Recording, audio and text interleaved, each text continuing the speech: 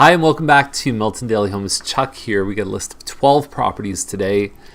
We are coming up to the 4-year anniversary of Milton Daily Homes, and I'm hoping that we can launch with a brand new website. We're working on some details with an amazing new integrated map, and I'm just trying to fit peanut butter and jelly together, and then we're off for our launch. So I'm really excited about that. I think you'll find there's a lot of upgrades and improvements in some of the stuff we're doing. And so let's get to today's list. What I do on Mondays is I click this link to order them from low to high on price. And so we start off with 100 Millside, number 1401. It's listed at $234. This is a 1-bedroom condo. The 2 bedrooms tend to float anywhere from $270 to even as high as $350 or $360. And obviously in this building you're dealing with more of a mature crowd. Usually the 50-plus crowd is the target audience for this one. Lots of amenities. The condo fees are a little bit higher, but we talked about this last week as it includes your heat, your hydro, your water, even your cable TV is included in your condo fees, which for this smaller unit is at $404 a month. And so I think that there's a good audience for this. I think it's probably more suited to an individual, and I don't like this word, but a widow would be a good fit for something like this, where there's just one individual. A couple might start to feel a little bit constricted. It's between 700 and 800 square feet. It's a nice high floor. It's got a south view, so the view is I think one of the better ones in the building. There's no outdoor balconies, which I find sometimes is a bit of a downside in this building, but it's a great location close to downtown, and I think it would fit for, like I said, a single, more than 50 years old person. I think would probably be the ideal audience. This one on Fulton could kind of go the same direction. It's a little bit south of Main Street, walking distance to a lot of stuff. Within 3 minutes, you're at the farmers market. And so $354.9 is the price. They've lowered it. It's a 44 by 100 foot lot. It does not have a garage. So there's a couple things you live with. I don't find the outside really blows you away, but it's a little 2-bedroom bungalow, and it's a nice price range. If you consider this one probably carries for the same as the previous one, and you're getting that second bedroom. So it could work for a first-time buyer on a budget, because this is a great alternative to a townhouse where you're actually getting a lot more land, and I think a better location close to downtown. Or, like I said, it could be a retired person who goes for something like that. So that could work well with kids, or even if you just want a garden or something like that. I've liked this home for a long time. I'm surprised it's not sold. Really, you almost get the house for free because the land's probably worth pretty close to what they're asking. $14.19 cost again. This is the first listing, at least on the MLS, from the new Ambassador building, which is just down the street from 1379 Costigan. And so $378.9 is the asking price. Maintenance fee is $286, and almost always in the first few years that goes up, but that's pretty normal. And I would say for 1354 square feet, that's not a bad maintenance. It's just what some developers do is they artificially kind of lower the fees to try and get people in, and then knowing full well that it's not sustainable in a building. So there are people that get surprised after a year or two with higher fees. So just expect that it'll happen. It'll be a lot easier. I haven't been inside this building yet, and I believe this is the actual condo. So pot lights here, and I'll show you the floor plan in just a second. They've got upgraded countertops with the undermount sink, a bit of molding around the top cabinets there, and it's got the good view. So this is what they call the rear of the building, which would actually be facing a little bit more of the green space. The front of it would face the parking lot and so on. So I'll show you the floor plans here. I'll just move this window over. And the thing that I'm not crazy about is, so these are the corners. You can see the black marks where they are. This area here, which I believe is all your ductwork and possibly like your furnace and stuff, the flow between the kitchen and the rest of the space gets blocked by this here.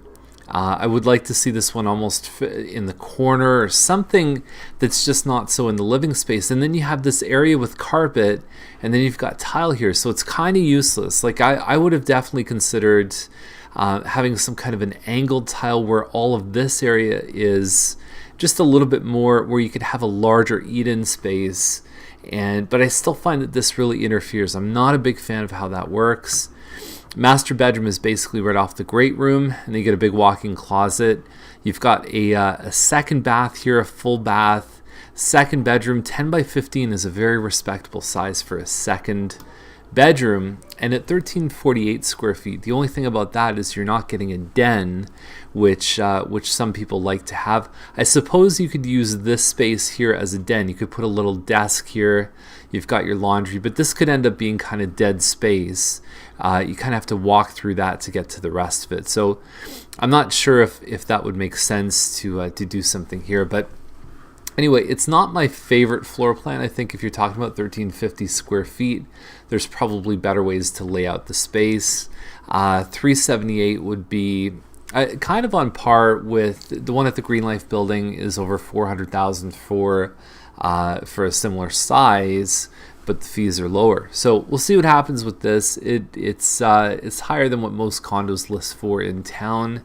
6020 Dairy, number 36, is at 385. It's about 1523 square feet. It backs onto a ravine. You're going to hear the noise from Dairy a little bit, and it's a 3-bedroom. March 17th, whenever we see that specific date, we know that they're expecting that they've got it, probably another step in mind in terms of a home that they maybe bought. And the only thing I'd say about this is that you start running into townhouses with a basement. So this is 3-story, no basement. You'll start to see stuff with a backyard. This one doesn't really have a true backyard. So, for example, you'll see this on McCabe for 389. This is a Croft side, probably about 150 square feet smaller than the previous one, but it's a little bit more of a traditional townhouse with the walkout from the kitchen to the backyard. It's an unfinished basement. It looks like it shows really well, and I'm sure it's not going to last long because there's not a lot for sale right now. And this one on Gifford came out on the weekend, and it's already got an offer on it. Strategically, I don't know if you need to be in such a rush to sell these, because really if you're getting an offer after 12 hours on the market, it's okay to hold back for a couple of days. I think what the potential for gain is far less than the ability to lose anything on those offers. So no, I don't know what that offer was, but I hope it was a good one, because I think it makes sense to have it at least be out there for a couple days so the rest of the market can hear about it. And I know for a fact that there's someone that I know that would have been very interested in this, and they really didn't have a chance to see it because it was sold almost from the time it was loaded on the MLS. 409, so it's 1370 square feet, almost the same size as the previous on McKay. It's 20,000 more expensive. What do you get? You get a few more upgrades, plus you get a finished basement. And you can see the nice dark wood here, a little bit more upgraded in the kitchen, the flooring upstairs, and then you've got your basement done too. Overall, it's a good looking home. They've even got a 3-piece bathroom in the basement too. Great feature, especially if you've got people visiting for a long period of time. Briar Crescent is it's that street, if you know it, Woodward and Wilson, where Max is, it's the street that goes around that corner, and it's a 4-bedroom detached. I think that's going to attract a lot of attention, about a 30 by 100 foot lot, and it looks like they've kept the home in pretty good shape too. I wouldn't say the area is the prettiest. I don't know if the homes really have the best curb appeal, but I do see a lot of things about this home that are going to attract attention. It's well done. It's got a finished basement. It's got 4 bedrooms, and the lot's probably better than what you find in the new section. And you're probably paying, I would say, $20,000 to $50,000 less than you'd buy a new home for. So Cedric Terrace is 5069. It says it's more than 2,000 square feet. I can't even tell from these pictures what model it is. Looks like the counters have been upgraded, and I don't know if they did the best job possible in demonstrating the size and the value of this one in the photos. Caverhill could have bought this one a week ago for $504.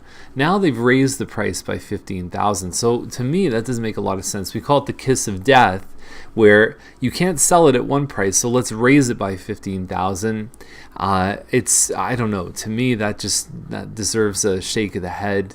It's a corner. It's a Wyndham corner, about 1,850 square feet. This one on Gassel is 639.9.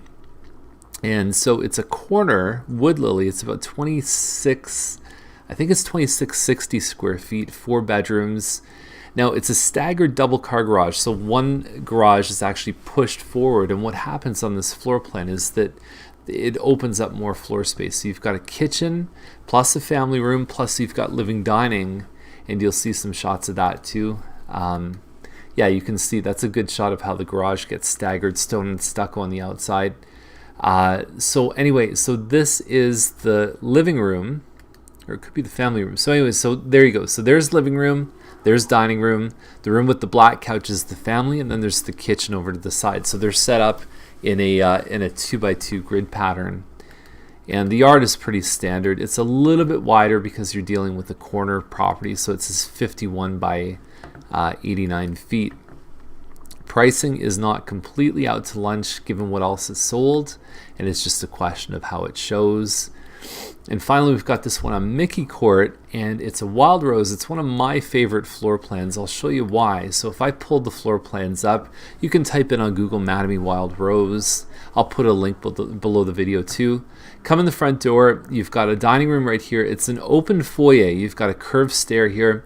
Around the corner, you can close this section off. There's a little den here. It's perfect for a home office. It's even great for a kid's playroom. Then you have a nice open concept great room with a kitchen. Some of them have the covered porch behind, so you've got your garden door. You could barbecue even in the cold weather because you're not having snow or rainfall on you. Then you go upstairs, and you've got a loft upstairs. So right over the den is another space that's great for kids to play video games. If you might have a covered porch right here, depending on the elevation. And then you go down the hall, and you've got bedrooms on this side. You've got another bedroom plus the master. Ensuite's big. You've got generally large walk-in closets. So I like this. I like the style of it. I think the kitchen has a nice big island and a good flow. You have a chance for a chef's desk in there. I don't know if I love the pricing on this one. I think that a lot of the wild roses have sold for much less than this, and I know buyers are looking through and saying, oh, there's carpet, I'm gonna have to put hardwood in. Although you've got the pot lights in the coffered ceiling here. You've got a nicely upgraded kitchen. Those cabinets are turning out almost like a beige, but they're much more white ivory if you see them in real life. And you've got the under cabinet lights, you've got the thick granite on the counters. There's your chef's desk right here with a pot light above. So I think there's some smart upgrades in here. That's your front office, and it has a good feeling to it. The tiles in the washroom look good as well. Now, a little misleading because that's not what you back onto, and I think sometimes people just kind of put the stock footage of empty land. This is probably on the other side of Tremaine, but it's not a home that backs onto green space. So I hope people aren't disappointed when they go here because there's actually a home right behind. There's no privacy or anything like that. But it kind of implies that when you have a look. They've also listed as a 5-bedroom, but the 5th bedroom would be that little space upstairs. Sorry, that was just my phone ringing. We've got one more listing at 145 Stokes, 1.4 million. 1,405 is a weird price. I don't know why they just didn't do 1,399 because you know there's negotiating room. It's not like they're going to hold out for $6,000 on this listing. 4,130 square feet. Obviously, it's upscale finished living space, and I don't know if the lots. I don't know. I don't see the value on paper, but maybe the photos really just blow you away. Where Stokes Trail is, it's right here. So on the west side of Campbellville. Good luck trying to get a sandwich in Campbellville. That's the one complaint I have there. It's a nice little village. It's kind of cute. At one point there was a good little sort of touristy market there. It's slowed down as far as I can tell. Easy access to the 401, but you got to be careful of road noise on this side, and you got train tracks here. So if it's on the right part of Stokes in between those, that's a good thing. But it's just there's not that much. It's a grocery store there. It's a couple craft stores. This and that. You're mostly going to Milton for all of your shopping anyway. So the location to the highway is good, and yeah, that's basically the list for today. So if you have any questions, give us a call. And we're doing the buyer class this Thursday, so I'll put a note in the paragraph below about that. But it's a great chance for you to learn everything you want to know about buying a home. We've had people who have bought 5 or 10 homes come to the class and say, wow, I didn't know that, or I forgot about that. So first-time buyers get probably the most benefit, but I think that if you're looking at your second, third, fourth home, there's going to be stuff in that class that's going to be a real eye-opener, because I've seen it all the time. Nobody ever walks out of that class and doesn't get a whole lot of value. So I hope that you have time to join us. It's probably I've had people say it's the best thing they've ever done in their home search. Thursday at 7 o'clock. So you just register at miltonbuyerclass.com, or you can go over there and click the link too. So we'll see you tomorrow with more Milton Daily Homes.